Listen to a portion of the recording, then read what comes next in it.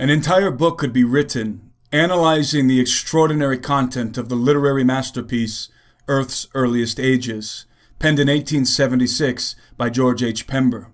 But in these short episodes, my objective is to provide a mere cursory review and to highlight what I believe to be some of the more critical points. In the last episode, I explained Pember's thesis concerning what is known as the gap theory and the probability of a pre-Adamite world. However, Earth's Earliest Ages is not only a treatise on the age before man, but also an insightful exposition on the fall of man and the age preceding the fall, which provoked the Great Flood.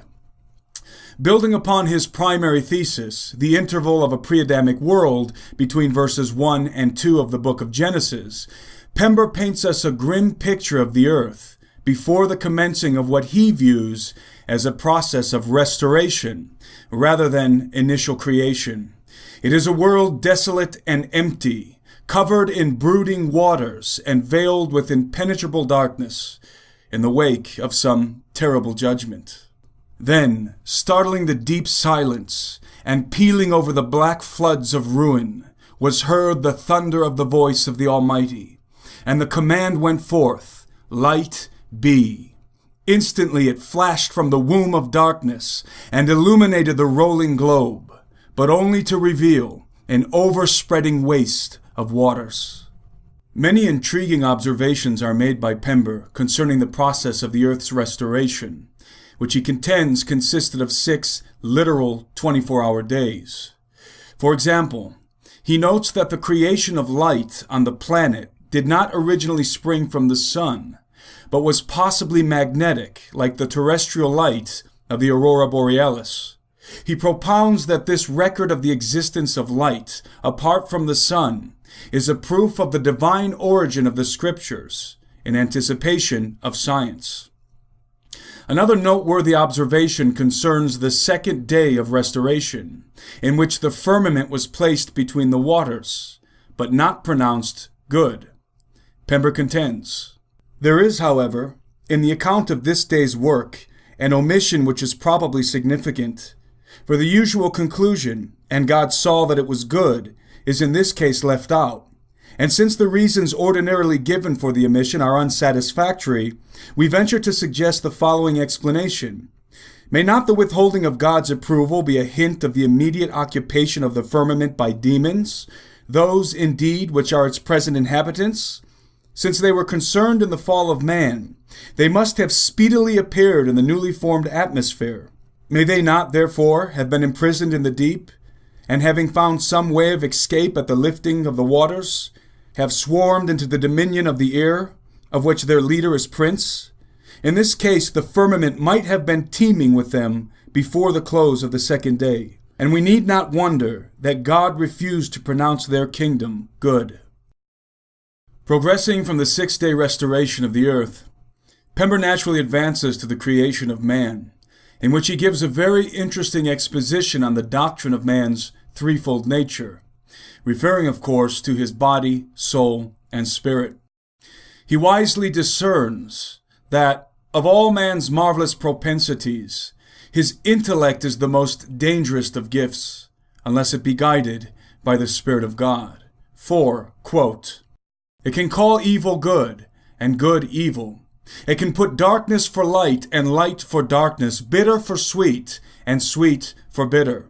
Nay, the wave of its magic wand can fill not only this life, but even the region beyond the river of death, with sunny landscapes and fair scenes, to all of which it is able to give the semblance of a firm reality, until the fatal moment which separates spirit and body, when in an instant the brilliant vista is blotted out forever by the fiery darkness of the lost."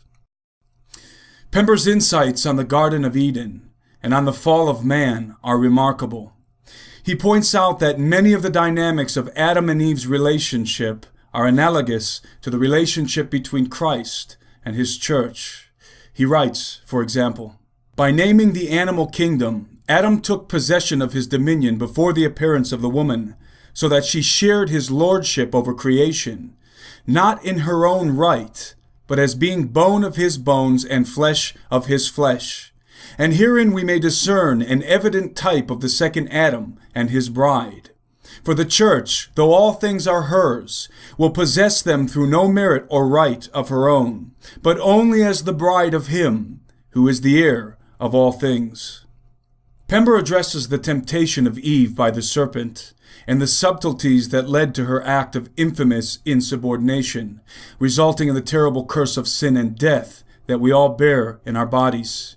He also points out that Adam was not deceived, as Paul makes clear in the New Testament, but most likely chose to share in his wife's fate willingly, motivated by excessive love for her. Again, an allusion to Christ. He spends a considerable amount of time describing the plight of Adam and Eve after they were expelled from the luxury of the Garden of Eden and thrust into a bleak world blighted with barrenness and hardship, in which man was forced to labor with a cursed ground, which now brought forth thorns and thistles. He explains that mankind dealt with expulsion from the garden and the curse resulting from sin in two very distinct ways. The unrighteous labored to mitigate the hardship by the power and ingenuity of their own minds, placing their hope in the futility of the flesh, while the righteous patiently endured the hardship and looked hopefully to a promised redemption. Fit objects, then, are the thorn and the thistle, to remind man of the curse. And keeping their origin in view, we can see a deep significance in that awful scene when our Lord suffered himself to be crowned with thorns, so that even his enemies set him forth as the great curse-bearer, when he wore on his bleeding brow that which owed its very existence to, and was the sign of, the sin which he had come to expiate.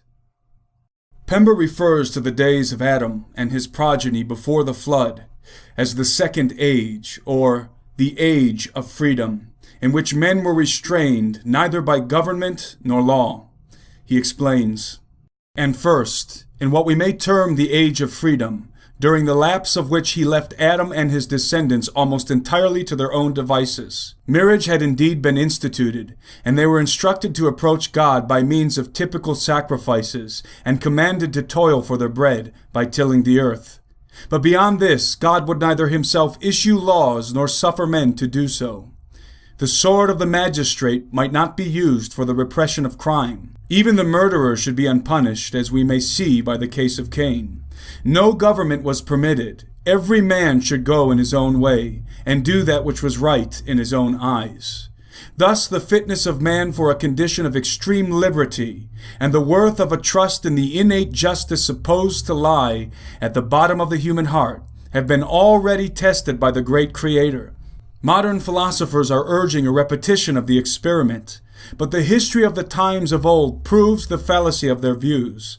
For the wickedness of man became great. All flesh corrupted its way upon the earth, and the earth was filled with violence.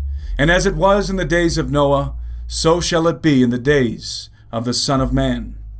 Concerning the days of Noah, Pember has much to say.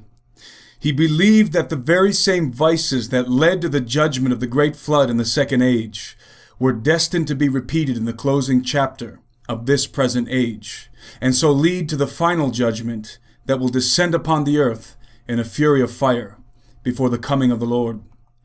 He takes particular interest in what he terms the eruption of fallen angels into the world of men, as recorded in Genesis 6, which subsequently fomented an explosion of rebellion and wickedness that brought the world to ruin. Pember defines 7 causes of antediluvian corruption and analyzes the extent of their influence in the society of his day. As we review these 7 points, we must keep in mind that they were written in 1876. They may be summed up as follows. 1.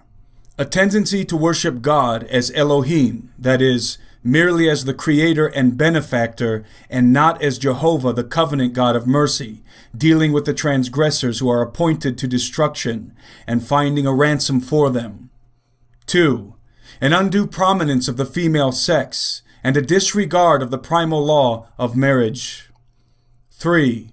a rapid progression in the mechanical arts, and the consequent invention of many devices whereby the hardships of the curse were mitigated, and life was rendered more easy and indulgent. Also a proficiency in the fine arts, which captivated the minds of men, and helped to induce an entire oblivion of God. 4. An alliance between the nominal church and the world, which speedily resulted in a complete amalgamation. 5. A vast increase in population. 6. The rejection of the preaching of Enoch, whose warnings thus became a savor of death unto the world, and hardened men beyond recovery. 7. The appearance upon the earth of beings from the principality of the air, and their unlawful intercourse with the human race. It should be abundantly apparent to any rational mind that these 7 causes of antediluvian corruption are not only present in the society of the 21st century, but have greatly metastasized and grown to full maturity since the late 19th century, when Pember first recognized them in the dawn of their infancy. In other words, although these 7 points accurately describe the days in which George Pember lived, they are frighteningly more relevant to the days in which we now live, portending the imminence of the final judgment and destruction of this world, and the return of the King. Stay tuned for the final analysis on the book Earth's Earliest Ages. Reporting for SteveQuayle.com, I'm Timothy Alberino, and that's my analysis.